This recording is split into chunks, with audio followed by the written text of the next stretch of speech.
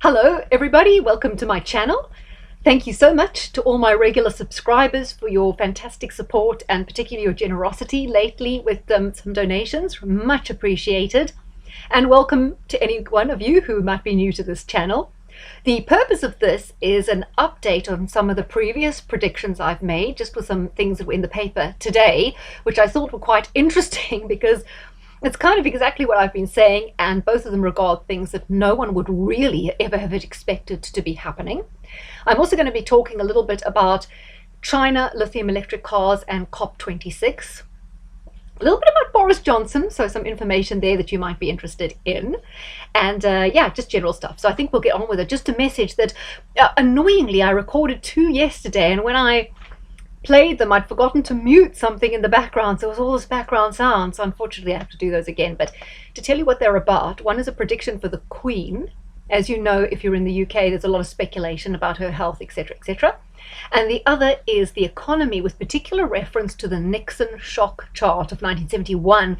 And I know a lot of you asked me to do that, and I have managed to uncover some interesting things there. So for those of you interested, because I think we all need to know a bit more about when the digital currencies are coming in, when the economy's really going to crash, so we can make some decisions. And I think astrology can possibly be the only thing right now that can shed light on these important issues, So let's just look at the Daily Mail here. Let me just get through to get those articles so I can read them here.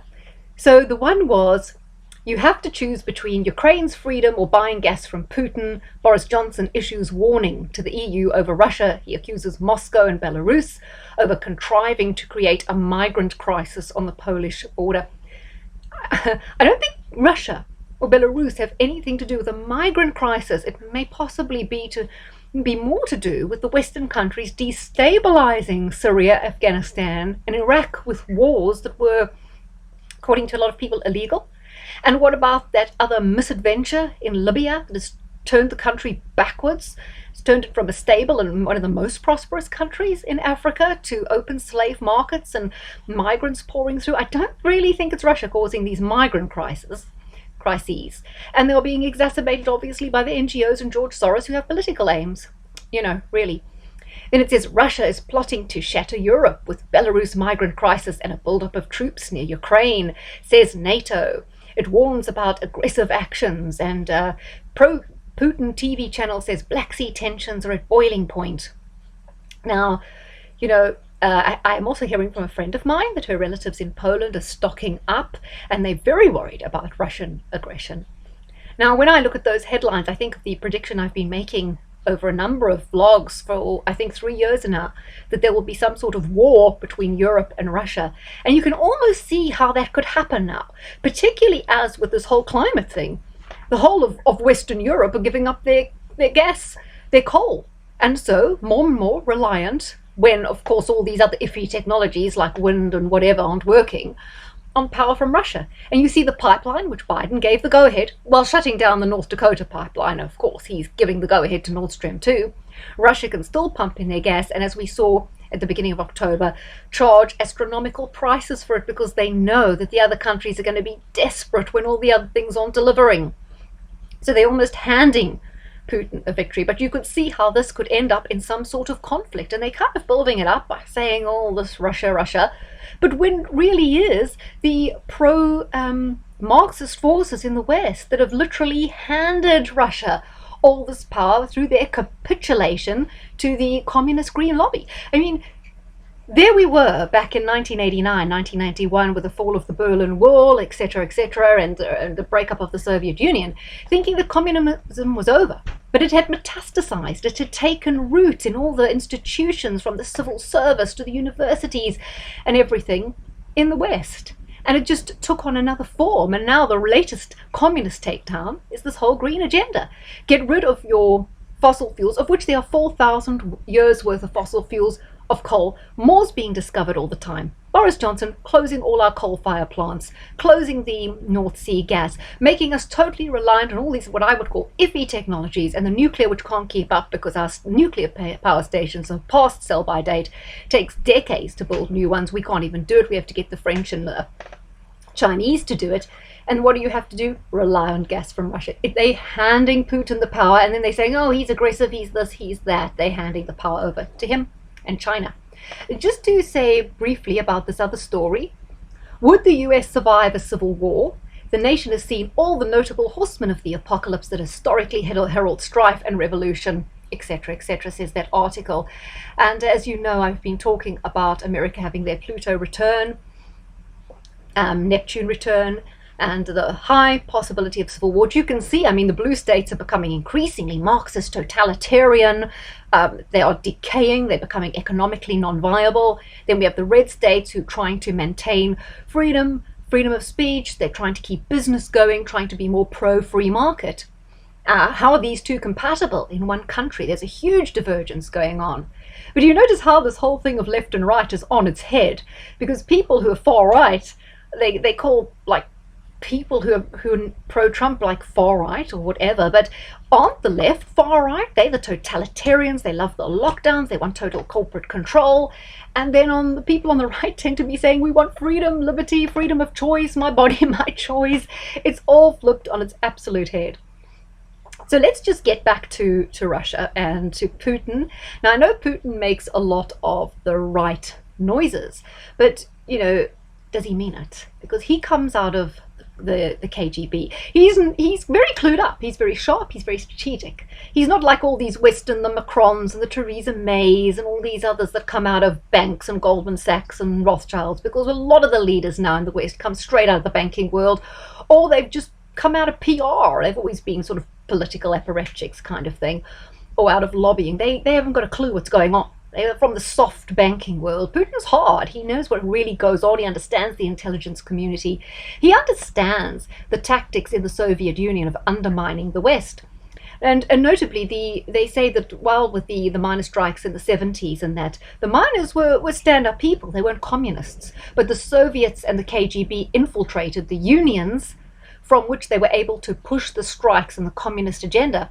They thought the strikes would cripple the UK and make it vulnerable to take over, because they'd noted that the UK was the most likely country in Europe to fall to communism, and they hoped they'd do that via the unions. But of course it didn't work, because Maggie Thatcher thrashed the unions, and they were very surprised. But they simply changed their plot. They took over Greenpeace and the Green Movement, and they were going to use that as a way, and it's been very, very successful.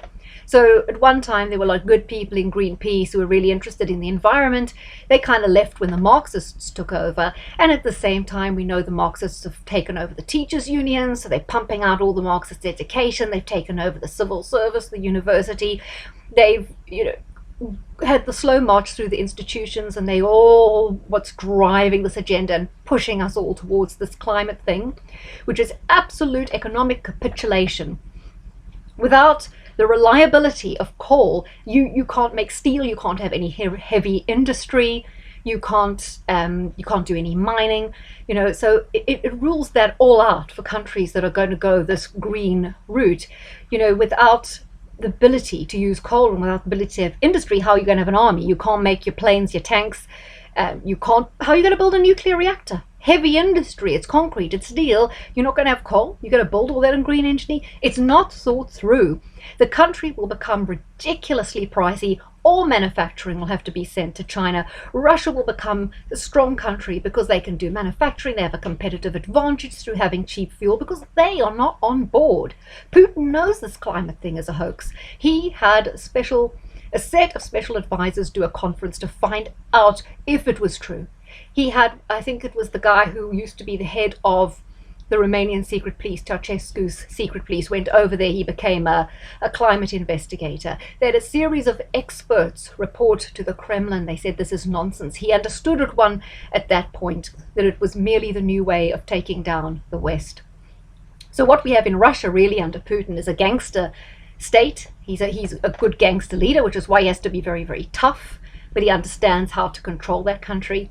In China, they've understood communist economics doesn't work, so they've embraced fascism. And that's what they're doing in the West, where we have the power of the corporations and the governments working in lockstep. So you have the government who can control the police and the law and even the army to suppress people.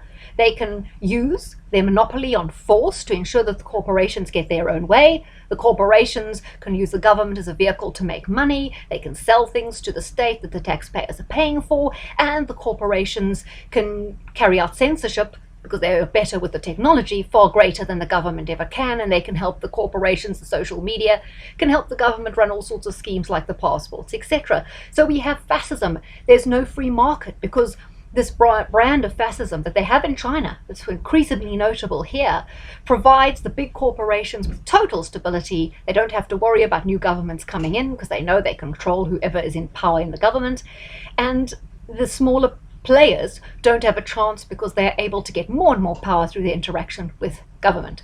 So it's become communism for those on bottom, fascism for those at the top. That's the new economic model, and the corporations love it because you don't have the uncertainty of this messy democracy where once in a while people vote for someone like maybe Donald Trump or Brexit that they don't like. So that's what we've got, and we're handing China power. Now, they want electric cars. Boris does by 2030. What do electric cars need for the battery? Lithium. Who has 70% of the lithium market? China. Who is the Saudi Arabia of lithium? Afghanistan. Who funded the Taliban recently to take over Afghanistan? China. So who controls now most of the lithium in the world? China. And they can price whatever they want when we want to have all these so-called green cars. No one's going to be able to afford them, basically. But how are they going to get all these cars? They're going to pay over the odds for the lithium, more control handed over to China. Plus, they discovered some lithium reserves in Greenland. China heavily invested there, but they've kind of, the environmental people, they don't want it right now. But it'll probably go their way in the end. And that's why China so heavily invested in Ireland and Iceland, because they're wonderful springboards over to Greenland. Plus, this electric car nonsense. They still got to get the power, and we don't have reliable power. You use far more power by having this iffy technology, because you always have to have a coal-fired power station or something for a backup as backup. If you don't have that backup, then what you're going to do. But I mean, to go this green route will decimate Western economies, and Boris knows the economy here is finished by 2030. Which brings me to a point, guys. If you look over at the channel Hearts of Oak, there's an excellent interview with Lord Monckton. Lord Monckton makes the statement on the channel that Boris Johnson is basically owned by China. He is doing China's bidding, and he understands that the green agenda will wreck the UK economy. He doesn't care. So apparently a dossier is being circulated among the ministers in the UK to alert them to the fact that he's operating in Chinese interests, and they're going to try and get rid of him within a year. That's what Lord Monckton says, but isn't that fascinating information? He also kind of implies that, Boris is manipulated through, the thing between his legs, but that he'll do anything the woman he'll squeeze Kerry says, and her interests and loyalties are highly questionable. Now, when I say the Chinese Communist Party, I'm not just thinking Chinese people. I'm thinking that the Chinese Communist Party works hand in glove with the global elite and the Rothschilds, etc. So it's part of the whole thing. So I was just going to say, Putin understands it, but we don't know at the end of the day whose side he's on. And if he can grab all this power for Russia by keeping their coal and their steel and, their cheap energy, their economy can absolutely boom, and he can do whatever he wants, and their army can boom, and we've got, no chance. So I was just going to say as well, electric cars catch fire. They're going to be an absolute hazard if they start having accidents. When there's a lot of them, and when they catch fire, they burn for days because the fire burns so intense at such a deep level of the energy of the engine. They're very hard to put out, and they burn at such a hot temperature it goes right through the tarmac. It's another absolute electric cars disaster waiting to happen. And for anyone who thinks there's enough energy to power all these cars, and this country can put in enough points all around on the highways and byways and wherever people want to charge up, they're living in dreamland, and they're going to generate all that power through green energy. They're not going to have a nuclear plant in ages, believe me. They're not going to have any nuclear plant because they can't, do any heavy industry with coal and without their coal. I mean, this whole thing is just, it has to stop. And that's why I'm partly doing this. I just hope I can wake people up and say we have to put pressure on. This green thing is the end of civilization in the West. It's the end of our economies. There will be no jobs.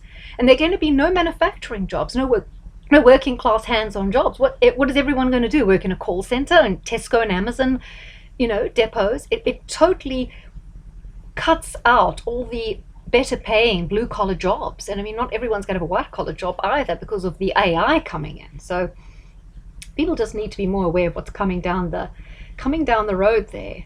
So basically, I'm just kind of trying to say I've painted this picture that there will be a confrontation with Russia. And you can see there is going to be one over that gas pipeline or energy prices, or they're going to have to quash Russia in some way because Russia are going to get too much leverage and too much power through what they're doing on the green thing. So they'll have to try and get some leverage over Russia, start a war or something, so that they can get Russia to adopt the green agenda. I don't think they really care about China because China is going to be the role that's their hub for cheap manufacturing or whatever. But the elites are going to be fine either way, as you saw from COP26, that absolute nonsense, and they're flying in and out. But I just think it's very interesting what Lord Monckton is saying about Boris Johnson. And because it seems exactly that no leader who had this country's best interests in mind could possibly be following this disastrous path. So I'm looking forward to doing those others. Let's hope this one came out well. I think I've got everything on there. But yes, Putin's been around a long time. He was in the whole communist setup. One wonders what his ultimate aims are. But I think Putin's philosophy is don't interrupt your enemy when they're making a mistake.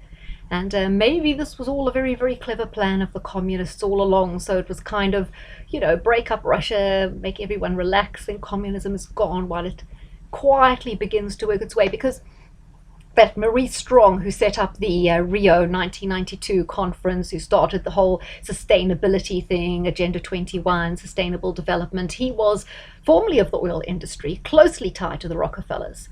Was also very closely tied to China, lived there for a while. He was an out-and-out communist, and he started the whole, he's dead now, he was a member of the Council of 300, but he started the whole sustainable development and got everyone to sign on at Rio 92 to the Sustainable Development Goals, Agenda 21, Agenda 2030, which we are all working towards now, which is part of the whole technocratic New World Order.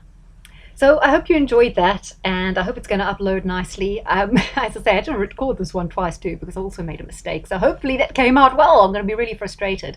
And I know I had to talk pretty fast to get that all in. But I can see this confrontation with Russia coming. And I can certainly see America descending into civil war because where's the cohesion? The divide is becoming absolutely massive. So take care, everyone. Thank you for watching. And you give it a like. I mean, probably get censored on YouTube, but you never know. Take care.